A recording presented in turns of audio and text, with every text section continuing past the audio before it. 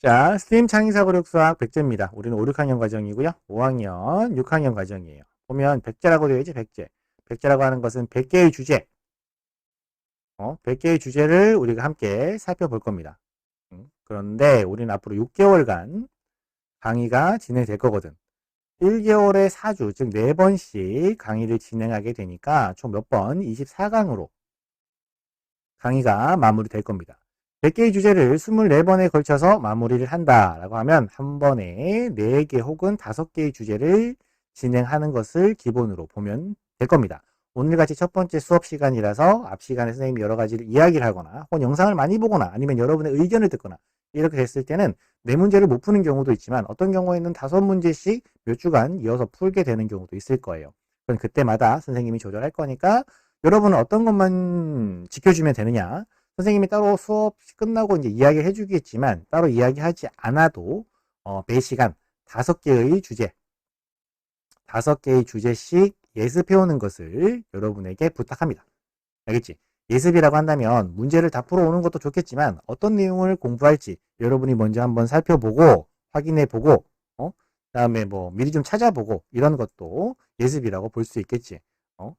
그 다음에 여러분의 의견을 묻는 문제에는 본인이 왜 그렇게 생각했는지 의견도 적어보고 이렇게. 그 다음에 뭐 선생님이 문제 보면 알겠지만 정답이 없는 그런 문제들도 많아. 여러분의 생각이 정답이 될 수 있는 문제들이 많으니까 그런 것들 잘 적어갖고 오면 정리해두면 수업 시간에 발표도 해보고 좋은 조금 더 수업을 효과적으로 할 수 있는 방법이 될 겁니다. 자, 그러면 다음 페이지로 넘어가서 첫 번째 단원 수와 연산이라고 하는 단원을 살펴볼 건데요. 첫 번째 페이지 넘어가는데 시간이 오래 걸리지. 좀 넘겨봤어야 됐는데. 앞으로 예습해올 거야? 그래, 열심히 예습해오면 더 재밌는 수업이 될 겁니다. 자, 수와 연산 단원이 이렇게 있습니다. 해서 여기 뭐 1번부터 해서 21가지 주제에 대해서 다뤄볼 거예요. 그래서 각각 주제에 대해서 살펴볼 거니까요. 같이 보도록 합시다. 이런 주제들을 앞으로 공부할 거다. 첫 번째 내용 어떤 겁니까? 원격 진료 그게 뭐야? 이렇게 물어보는 내용이에요. 여러분 혹시 원격 진료에 대해서 들어본 적 있습니까? 원격 진료 들어본 적 있어? 좋아. 그러면은 이 내용들이 조금 더 쉽게 질문해서 영상도 있어. 영상도 보여줄 거야. 원격 진료라고 하는 것은 말 그대로 의사와 환자가 직접 만나지 않고 멀리서 이렇게 진료를 받는 것을 원격 진료라고 하는데 요즘 같은 상황에서는 뭐 더욱더 이 원격 진료가 활발하게 활용이 되고 있는 것 같아. 원격 진료가 가능하려면 일단 인터넷이라든지 컴퓨터라든지 측정 장비라든지 이런 것들이 잘 구비되어 있어야 하기 때문에 그런 것들의 발전이 원격 진료를 확대시키는 데 중요한 역할을 할 거다. 실제로 우리가 지금 가지고 있는 과학기술로 충분히 가능하지 않을까 생각을 해보는데 또 지금과 같은 특수한 상황에서는 더욱더 이런 원격 진료가 필요할 수도 있고 지문을 한번 읽어보면서 같이 보도록 하자. 채팅은 쓰라고 있는 거 아니었어? 이런 걸 쓰라고 있는 건 아니야. 알겠지? 수업에 관련된 이야기만 쓰도록 했잖아. 응? 근데 채팅은 쓰라고 있는 거 아니었어? 이건 쓰는 거 아니야. 알겠지? 오케이? 이해됐지? 어? 이따 끝나고 얘기하면 되잖아. 여기서부터 여기까지 읽어줍니다. 김규린이 귀신 읽어주세요. 원격 진료는 화상 시스템 등 정보 기술 기기를 이용해 의사가 환자와 멀리 떨어져 있는 상태에서 환자의 질병을 관리, 진단하고 처방을 내리는 진료이다. 그런 거다. 기술을 이용해서 멀리 있는 환자와 의사가 서로 뭐 아픈 데를 확인하고 약도 주고 어떻게 하세요 이렇게 알려주는 그런 거라고 볼 수 있겠지. 여기까지 읽어주세요. 김준수 준수야. 원격 진료는 환자가 시간과 장소에 크게 구애받지 않고 의료 서비스를 받을 수 있다는 장점이 있다. 하지만 환자의 상태를 의사가 직접 확인할 수 없고 환자가 쉽게 처방전을 받아 약을 살 수 있다는 단점도 있다. 여기까지 읽어줍니다. 채은이 김채은. 또 원격 진료가 허용되면 모든 환자가 큰 병원의 유명한 의사에게 진료받기를 원해 동네 의원과 동네 약국이 사라질 수 있기 때문에 국민의 의료 접근성을 높이기 위한 것이라는 취지와는 반대로 오히려 의료 접근성이 떨어질 것이라는 우려도 제기된다. 좋았어. 이런 내용을 선생님이 지문에다가 넣었습니다. 사실 이 원격 진료와 같은 주제는 여러분 혹시 과학 토론 대회 같은 데 참여해 본 적 있어? 과학 토론 대회에서 가끔 나오는 주제이기도 하고요. 그 다음에 영재교육원 선발에서 수업 관찰이라든지 또 토론 수업이라든지 이런 데서 이런 주제들을 가지고 이야기를 하는 경우도 종종 있습니다.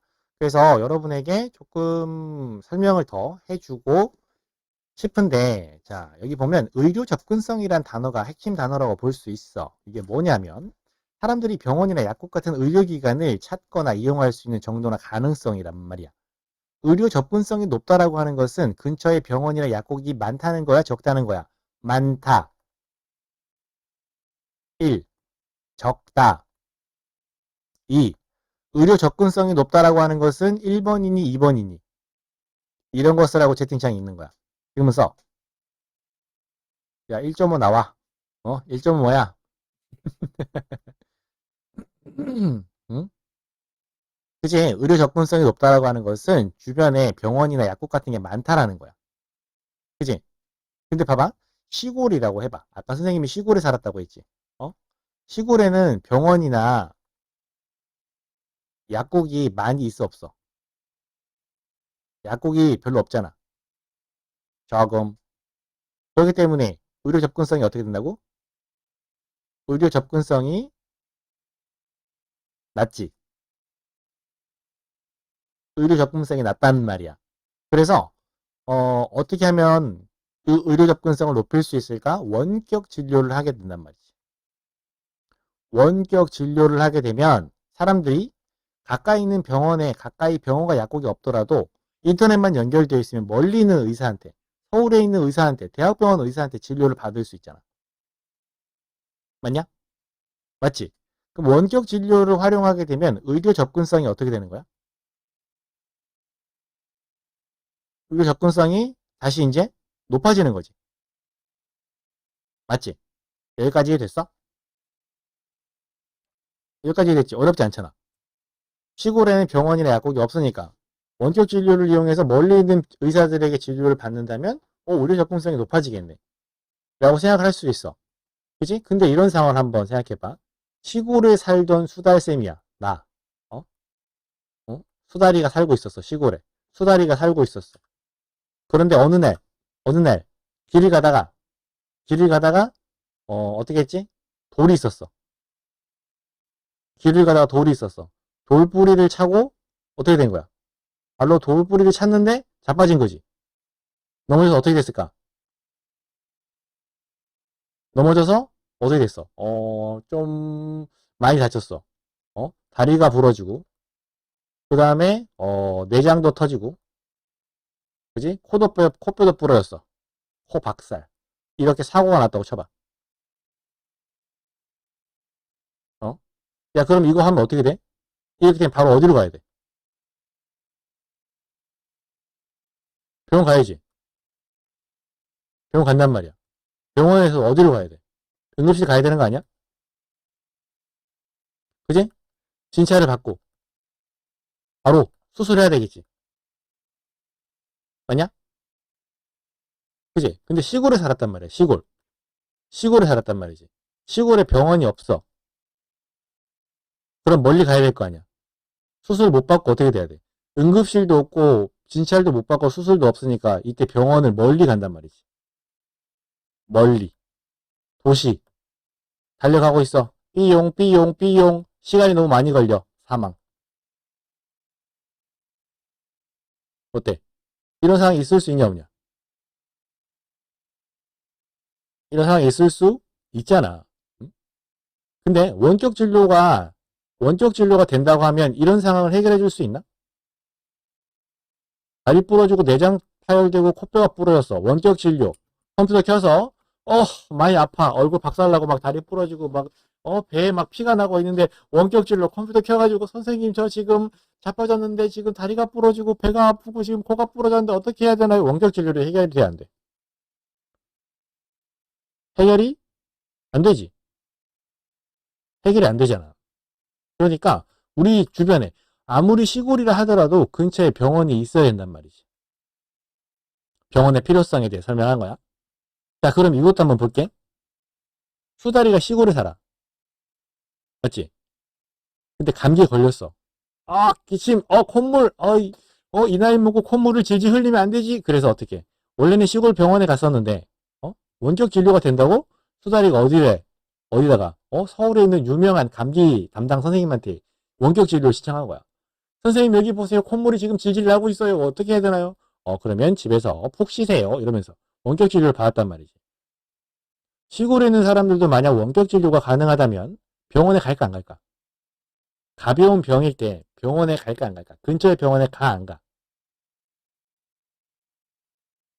이런 다 부서지는 이런 병이 아니라 간단한 병일 때 근처에 병원 갈까 안 갈까? 시골에 있는 장원병원 의사한테 진료를 받겠니? 아니면 도시에 있는 많은 사람들을 고쳐본 그런 의사한테 원격 진료를 받겠니? 전문가라고 생각하는 사람들한테 원격 진료 받을 거 아니야. 그러면 시골에 있는 병원은 어떻게 돼? 시골에 있는 병원은 어떻게 돼? 사람들이 없어갖고 망하겠지. 자, 원격 진료로 의료 접근성은 높인다고 했는데 실제 이렇게 시골에 있는 병원들이 어떻게 된단 말이야? 망해서 없어진단 말이야. 그렇기 때문에 이렇게 큰 사고가 생겼을 때 병원에 갈 수 있어? 갈 수 있어? 병원이 없단 말이야, 근처에. 그래서 멀리 병원에 가다가 사망한단 말이지. 이거 뭐야? 뭔가 모순이 느껴지지 않아? 모순이라 하면 이걸 하려고 했지만 이게 해결이 안 됐잖아. 이걸 선택해도 안 되고 이걸 선택해도 안 되고 뭔가 그런 거잖아. 뭘 선택해도 해결이 안 나. 원격 진료는 의료 접근성을 높이기 위해서, 즉 병원에 쉽게 가도록 만들려고 시행하는 건데 이걸 하다 보니까 시골에 병원들이 없어졌어. 그래서 실제로 병원에 가야 될 때 근처에 병원이 없어. 멀리 가려다가 더 큰 위기를 맞게 된다는 거지. 그럼 이 원격 진료는 의료 접근성을 높이는 거야, 낮추는 거야? 너네 생각은 어때? 의료 접근성을 높이는 거다 1번. 의료 접근성을 낮추는 거다 9번. 어떻게 생각해? 중간이야? 이거이기도 하고 저거이기도 하지. 맞아. 그렇기 때문에 이런 내용이 토론할 가치가 있는 주제가 되는 거야. 뭔 말인지 알겠지? 어? 알겠어? 이거는 의료 접근성을 높이기도 하고 떨어뜨리기도 하니까 이거를 도입하는 것이 맞느냐, 하지 않는 것이 맞느냐, 이런 것들을 가지고 사람들이 계속 고민하고 토론하고 결정하기 위해서 여러 가지를 확인하려고 있는 거야. 근데 사실 선생님이 봤을 때 이 원격 진료라고 하는 것은 뭐라고 할까? 어, 약간 그런 느낌이야. 자율주행 자동차나 인공지능 같은 느낌이야. 언젠가는 우리 주변에 이 원격 진료가 점점 확대되고 사용되게 될 거야. 근데 그게 얼마만큼 사용이 될지, 누가 사용할 수 있도록 허용이 될지, 이런 것들에 대해서는 조금 정리할 필요가 있다고 생각합니다. 이건 선생님의 생각이고요. 실제로 원격 진료와 관련된 뉴스 영상을 하나 보면서 여러분의 생각과 한번 비교를 해보는 게 좋겠습니다. 자, 그러면 영상을 보여주도록 할게요. 같이 보자. 선생님이 얘기했던 것과 크게 다르지 않죠. 좋은 점도 있지만 우려되는 점도 있기 때문에 누가 어떻게 언제 사용해야 되는지 이런 부분들은 토론이 필요한 내용이 되겠습니다. 자, 이런 내용들을 확인해 보면서 수학적으로 좀 접근을 해 볼게요. 자, 1번 문제는 박시우가 읽어야지. 시우가 읽을 차례 아니야? 아까 읽었나? 시우야, 마이크 열어봐. 네? 박시우 오늘 읽었니? 아니요. 안 읽어줘. 사람 수는 소수나 분수로 셀 수 없다. 하루 평균 7.25명의 환자가 병원에 방문한다고 할 때 분수와 소수를 사용하지 않고 병원에 방문한 환자 수를 나타내는 방법을 서술하시오. 자, 사람 수는 소수나 분수로 셀 수가 없죠. 사람 1.5명이라고 하면 어떻게 돼? 1명 하고 병원에 방문한 사람이 1.5명이야. 한문 방문하고 한 명은 들어오다 말았어. 그런 거야? 병원 문턱인데 들어오다 말아서 1.5명인 거야? 이런 식으로 사람 수를 소수나 분수로 세지, 사실은 셀 수 없잖아. 세면 안 되잖아. 그렇지. 뭐 감염률 절반이니까 쓰긴 쓰는데, 정확히 따지자면 사람 1.5명을 어떻게 해? 방문한 사람이, 방문한 사람이 1.5명이다. 이런 식으로 쓰지 말고, 사람 수를 분수라 소수로 쓸 수 없을 때 어떻게 표현하면 좋겠느냐를 물어보는 거지. 수의 표현이야. 응? 하루 평균 7.25명이야. 평균값이니까. 하루로 따졌을 때, 오랫동안 방문한 사람을 며칠 동안 방문했는지 방문한 날수로 나누게 되면 평균 7.25명이니까 이거를 우리가 자연수를 이용해서 표현한다면 첫 번째 방법은 어떻게 할 수 있겠어? 응? 어림을 이용해서 어떻게? 약 7명이다. 7명이 방문합니다. 이렇게 쓸 수 있겠지. 이 방법이 여러분이 가장 첫 번째로 떠올리는 방법 아니야? 떠올리는 생각 아니야? 어때? 아니야? 이런 것도 가능할 거고요. 선생님 같은 경우는 이런 방법도 좋은 방법이 아닐까 생각하는 겁니다. 어떻게 하냐면 7.25명이니까 7.25명씩 4일 동안 방문하자고. 몇 명이지? 29명이지. 그러니까 방문한 환자가 병원을 방문하는데 하루에 약 7명 정도 방문합니다. 이렇게 표현할 수도 있고 나타낼 수도 있고 이렇게 표현하게 되면 더 정확하겠지.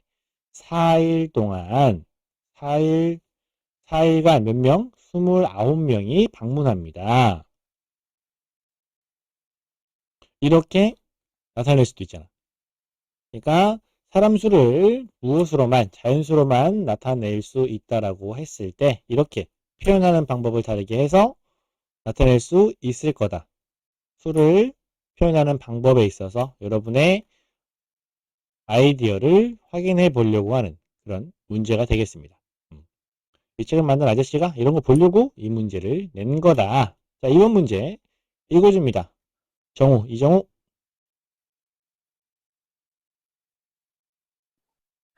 354명의 주민이 사는 누리섬은 육지와 멀리 떨어진 섬으로 가까운 육지에 가기 위해서는 배를 타고 2시간을 가야 한다. 육지에 있는 병원과 원격 진료가 시작될 경우 누리섬 안에 있는 누리병원을 방문하는 환자의 수는 어떻게 변할지 서술하시오. 좋아. 일단은 상황을 좀 살펴봐야 돼. 응? 육지와 멀리 떨어져 있는 섬으로서 누리섬이라는 섬이 있단 말이지. 누리섬이 있다고 쳐봐. 여기 병원이 하나 있어. 무슨 병원이야? 누리병원. 이 섬에는 354명의 주민이 살고 있단 말이야. 육지까지는 몇 시간? 2시간. 이런 상황인 거지. 그지? 그때 이제 누리섬에서 무엇이 원격 진료가 시작되었습니다. 라고 했을 때 어때? 이 병원을 방문하는 환자 수는 어떻게 될까? 증가할 것이냐? 혹은 뭐 비슷할 것이냐? 혹은 감소할 것이냐? 여러분의 생각은 어때? 어떤데? 어떻게 생각이 들어? 채팅창에 한번 써봐. 그렇다면 이렇게 한번 물어볼까? 증가한다고 하면 이 병원에 방문하는 환자가 증가한다고 하면 빵점. 비슷하다고 하면 30점. 감소한다고 쓰면 100점. 이렇게 채점할 수 있는 문제인가? 응? 이렇게 채점할 수 있는 문제라고 생각해? 맞아? 이 문제에 대한 아저씨는 이렇게 채점하지 않을 거라고 밝힙니다. 어, 진짜? 그렇게 될 것 같아? 아니야. 전혀 그런 거 아니야. 이거는 알 수 없지. 실제로 증가할 것인가, 비슷할 것인가, 감소할 것인가. 어떤 것을 결정하더라도 상관없어. 대신 그에 따른 적절한 이유가 훨씬 더 중요합니다. 근거. 이걸 보고 문제에 채점을 할 겁니다. 자, 증가할 수도 있습니다. 왜냐하면 섬이잖아. 외딴 섬에 살고 있단 말이야. 섬에 사는 사람들은 젊은 사람이야? 어린이들이야? 늙은 어르신들이야? 어떻겠니? 젊은 사람들은 다 육지로 나가겠지. 도시로 가고 싶어 하겠지. 그래서 섬에 남아있는, 섬에 사는 사람들은 대부분 어르신이라고 하면 좀 그런가? 노인이라고 하죠. 노인이기 때문에 원격 진료에 필요한 컴퓨터나 뭐 카메라, 스마트폰 이런 거 사용하기가 어려워. 잘 못 사용하셔. 원격 진료가 어렵단 말이야. 대신 노인들이기 때문에 아픈 데가 점점 많아지겠지. 노인들의 병원 방문이 증가할 거다. 자, 원격 진료가 진행된다라고 하지만 원격 진료가 진행되기 위해서는 스마트폰도 필요하고 컴퓨터도 필요하고 뭐 직접 카메라도 보고 해야 되고 이런 것들 다 필요할 거 아니야. 근데 섬에 사는 사람들이 대부분 노인일 거잖아. 안 그래? 이 섬에 젊은 어린이들, 청소년들, 젊은이들이 많이 살겠어? 다들 육지로 나가려고 하겠지. 그렇기 때문에 아니에요. 오히려 병원을 방문하는 사람 수가 증가할 수도 있어요. 이렇게 증가를 선택한 타당한 근거를 들어주면 이것도 좋은 답이라고 평가받을 수 있어. 아니에요. 비슷한 거예요. 비슷할 거예요. 아까 얘기했지만 대부분 노인들이라서 노인들이기 때문에 원격 진료는 영향을 주지 않아요. 영향을 주지 않아요. 원격 진료 하려면 컴퓨터도 알아야 되고 스마트폰도 쓸 수 있어야 되고 뭐 이런 거 해야 되는데 노인들이라서 그런 거 잘 못해요. 아니에요. 병원에 가는 사람들이 감소할 거예요. 왜냐하면 원격 진료를 이용해서 육지에 있는 의사에게 진료를 받는 경우가 늘어났기 때문에 감소할 거예요. 그래서 어떤 선택을 해도 좋습니다. 실제로 어떻게 될지는 아무도 모르는 거잖아. 응? 예상을 해보는 거니까. 대신 그 예상의 근거가 타당하다면 다 좋은 답이 될 수 있다. 좋은 평가를 받을 수 있다. 라고 하는 거 선생님이 강조하면서 넘어갈게요. 뒤로 가보면 선생님이 이런 형태의 문제들을 많이 만들어 놨을 겁니다. 여러분한테 의견을 물어보고 그 의견이 왜 그렇게 생각이 되는지, 그러니까 여러분이 왜 그렇게 생각을 했는지 그 이유를 쓰는 문제들이 굉장히 많을 거예요. 그러니까 달랑 증가할 겁니다. 비슷할 겁니다. 감소할 겁니다. 이렇게만 쓰면 안 돼. 왜 그렇게 생각했는지 이유를 써야겠습니다. 육지 의사에게 진료 감소 아니에요? 육지 의사에게 진료가 늘어나니까 이 누리병원에 방문하는 섬에 있는 누리병원에 방문하는 사람 수는 줄어들겠지. 누리병원의 환자 수는 감소하겠지. 문제에서 뭐 묻고 있는 거야? 누리병원을 방문하는 환자 수는 어떻게 될까요? 이렇게 묻고 있는 거니까. 이제 이렇게 확인하겠습니다. 이유가 더 중요한 거야? 근거가 더 중요한 거야? 그 이유가 타당하다면 답이 될 수 있고 그렇게 자신이 결정한 것에 대한 이유를 생각하다 보면 문제를 조금 더 잘 이해하고 잘 풀 수 있게 될 겁니다. 알겠지? 좋았어. 다음 페이지로 가보자. 두 번째 주제, 전기를 아껴보자 라고 되어 있습니다. 전기를 아껴보자. 전기 아껴보자. 어때? 여름철 여러분의 모습 같지 않니? 먹단물 꾸질꾸질 흘리고 있는데? 응? 아니야?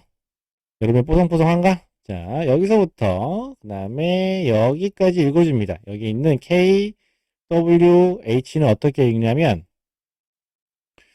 소문자 대문자 구분해야 되는데 그치?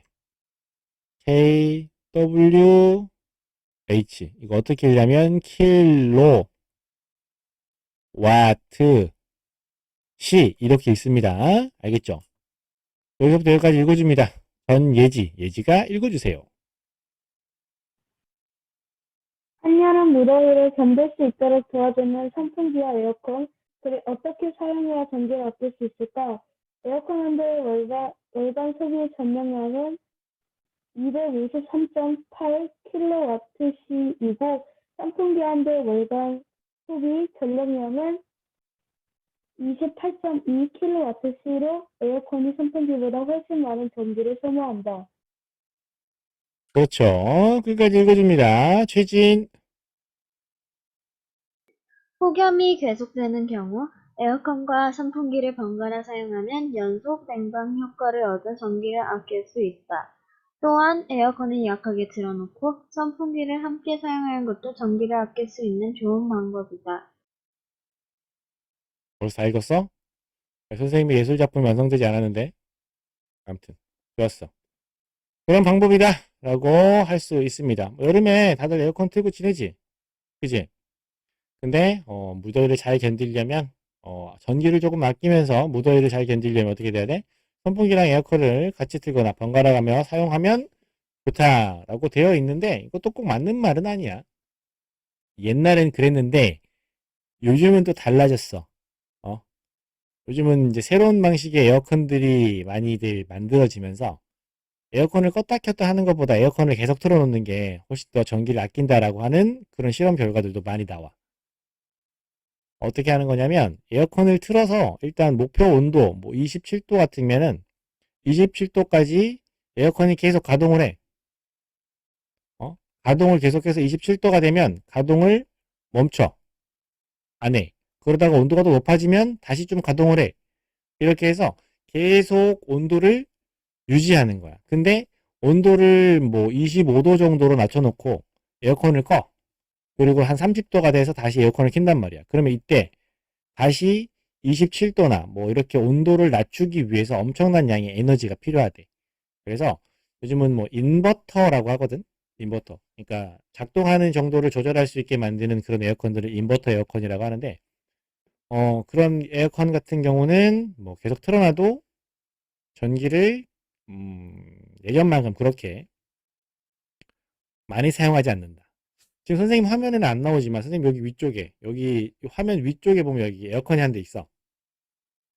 에어컨이 한 대 있거든. 여기 선생님이 새 들어서 지내고 있는 선생님 연구소 선생님 사무실인데 여기 보면 에어컨이 한 대 있는데 옛날 에어컨이야.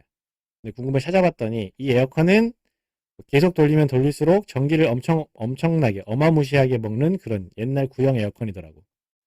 그래서 여름에 선생님은 선풍기와 에어컨을 같이 틀고 있습니다. 뭐 그런 것까지 설명을 해줄게. 전기 절약을 하는 방법에 대해서 간단하게 영상을 통해서 한번 확인을 해보면 어떨까. 여러분이 다 알고 있는 내용이긴 하겠지만 그래도 한번 같이 살펴보면 어떨까 싶습니다. 뭐 수업에 영상이 많으면 좋잖아. 그지? 영상 하나 또 보고요. 같이 확인해 보겠습니다. 봅니다. 자, 이렇게 살펴보았는데요. 뭐, 그래, 뭐. 다들 이렇게 알고 있으니까, 선생님도 거기에 대해서 뭐 크게, 다른 의견을 얘기해 주겠어. 난 얘기하고 말 거야. 뭐냐면, 그, 여름철 같을 때, 아까 봤지만, 낮에 오후 시간에 전력 피크 시간대라고 해갖고, 막 전기선 뽑으세요, 막 불 끄세요, 막 이런 거 있지. 근데 실제로 전기 에너지를 사용하는 비율을 보면 우리가 가정에서 사용하거나 뭐 학교 이런 데서 사용하는 거는 실제로 얼마 안 돼. 전체의 뭐 30% 정도밖에 안 되나? 뭐 이 정도밖에 안 된다고 쳐봐. 그럼 나머지 70%는 어디서 사용하는데? 응? 이거는 뭐 공장, 기업 이런 데서 훨씬 더 많은 전기를 사용해. 자, 가정에서 쓰는 가정에서 전기요금을 뭐 100원 내고 쓴다고 쳐봐. 그럼 공장이나 기업에서는 얼마 내고 쓸 것 같아? 채팅창에 써봐. 얼마 내고 쓸 것 같아? 가정에서는 전기를 100원 내고 써. 같은 양을 쓰면 공장이나 기업에서는 그렇지 300원, 230원. 그래. 이렇게 더 내고 써야 되잖아. 더 많이 쓰는데. 그치? 400원. 그래. 그게 정상이야. 더 많은 전기를 사용하기 때문에 얘네들이 더 많은 돈을 내야 되는 거 맞잖아. 그치? 근데 실제로는 안 그래. 실제로 안 그래. 실제로 뭐 얘네들은 우리가 100원 내서 전기를 쓸 때 얘네들은 뭐 20원, 10원 이렇게 전기를 내고 쓴단 말이야. 그럼 얘는 전기를 아낄 거야, 안 아낄 거야? 어차피 펑펑 틀어도 에어컨 실컷 틀어도 집에서 트는 것보다 훨씬 전기요금 싼데 막 아낄 것 같아, 안 아낄 것 같아? 안 아끼지. 그러니까 이런 데서 훨씬 더 많은 전기가 낭비되는데 집에서만 전기 아끼라고 하는 경향이 있어. 뭐 선생님의 개인적인 어떤 뭐라고 할까 정보 수집을 활용한 판단이긴 한데 그래서 이런 전기요금을 좀 더 올리고 또 집에서는 전기 많이 쓰면 누진 요금이라고 해가지고 돈을 더 많이 내야 돼. 전기 많이 쓰면 돈 더 많이 내. 막 이렇게. 전기 못 쓰게 한단 말이야. 그래놓고 막 공장, 기업 이런 데는 막 싸게 전기 공급해주고. 이런 것들이 조금 억울하더라고. 그래서, 저런 내용들을 보는 것도 좋지만, 실제로 어떤 식으로 운영이 되는지, 구성이 되는지, 본인이 직접 알아보고 사실관계를 파악해 보는 것도 좋은 탐구 과정이라고 볼 수 있겠습니다. 몰랐어, 준수야? 놀랍지? 설마 그런 일이 있다니. 그지? 깜짝 놀랬지? 1번 문제 읽어줍니다. 규린이, 김규린.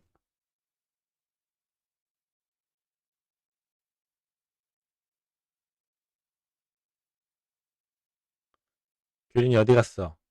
코코 먹으러 갔지? 아니에요. 읽어줘. 에어컨과 선풍기를 번갈아 사용할 때 월간 소비 전용량은 203.04 kWh이다. 에어컨과 선풍기를 번갈아 사용할 때 월간 소비 전량량은 에어컨 한 대만 사용하였을 때 월간 소비 전량량의 몇 배인지 계산하시오. 에어컨 한 대만 사용했을 때 월간 소비 전력량은 얼마였어? 여기 보면은 얼마였지? 253.8kWh. 253.8kWh가 에어컨만 사용할 때. 근데 에어컨이랑 선풍기를 번갈아 사용하면 이만큼 이러잖아. 근데 번갈아 사용할 때 소비량은 에어컨 한 대만 사용했을 때 소비량의 몇 배인가요? 그러니까 253.8에 몇 배를 해야 203.04가 나오나요? 이렇게 되는 거지. 무슨 말인지 알겠나? 한 대를 사용했을 때 소비량의 몇 배인가요? 그래서 뭐야? 50.04가 뭐지? 선생님 뭐 잘못 썼어?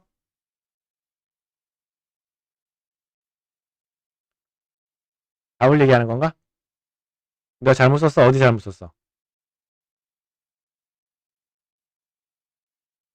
50.04가 어디 있지?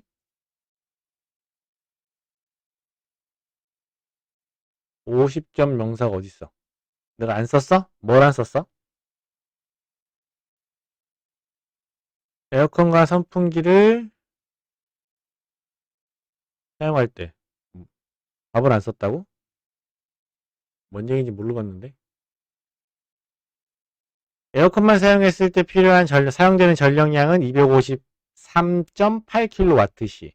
에어컨 한 대만 사용했을 때 월간 소비 전량이 몇 배를 해야 같이 사용한 양이 되는 겁니까? 그러면 이 값은 1보다 클 거야, 작을 거야? 생각해봐. 어떤 수에 뭘 곱했는데 값이 작아졌어. 네모는 1보다 큰 거야, 작은 거야? 나누기 아니야. 다시 이거 잘 해야 돼.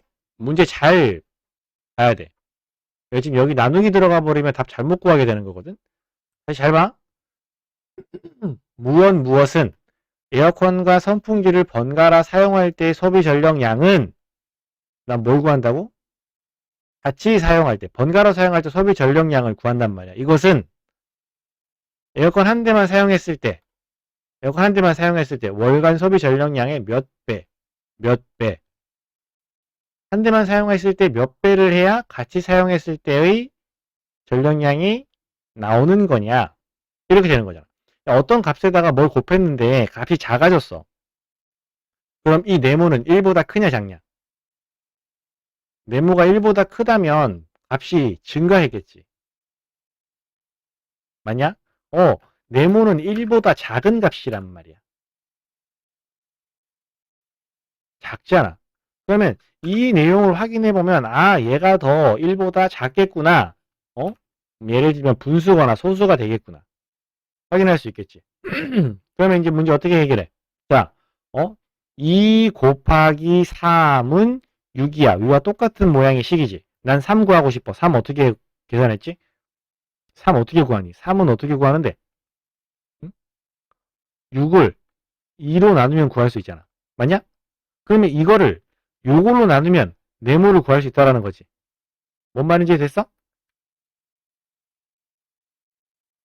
네모는 어떻게 구할 수 있다고? 203.04를 뭘로 나누면? 253.8로 나누면 구할 수 있다라는 거지. 그치? 몇 배입니까? 0.8배가 됩니다. 즉 80%만 사용하면 됩니다. 20% 감소합니다. 뭐 이런 식으로 다르게 표현할 수 있겠지. 몇 배입니까? 0.8배입니다. 자, 여기서 이 내용을 가지고 여러분이 이렇게 식을 세울 수 있느냐? 그 식을 여러분이 계산할 수 있느냐? 어려웠어? 그래도 선생님이 이거 보여줬잖아. 2 곱하기 3은 6이다. 이 식과 이 식을 비교해서 네모를 구하는 방법은 이해가 되지. 그지? 이렇게 식 자체가 어렵다고 하면 알고 있는 식과 똑같은 모양을 만들어서 해결해 보는 것도 문제를 푸는 요령이라고 볼 수 있을 거야. 자, 시간이 좀 많이 늦었지? 늦었지? 여기서부터는 다음 시간에 진행하도록 하겠습니다. 알겠죠? 이거 몇 번째 주제? 두 번째 주제야? 2번부터 시작해서 3, 4, 5, 6, 7, 7번까지 예습표현 숙제로 하면서 오늘 수업 여기까지 진행하겠습니다. 늦게까지 수업 듣느라 고생 많았어요. 다음 시간에 만나자. 알겠지? 안녕.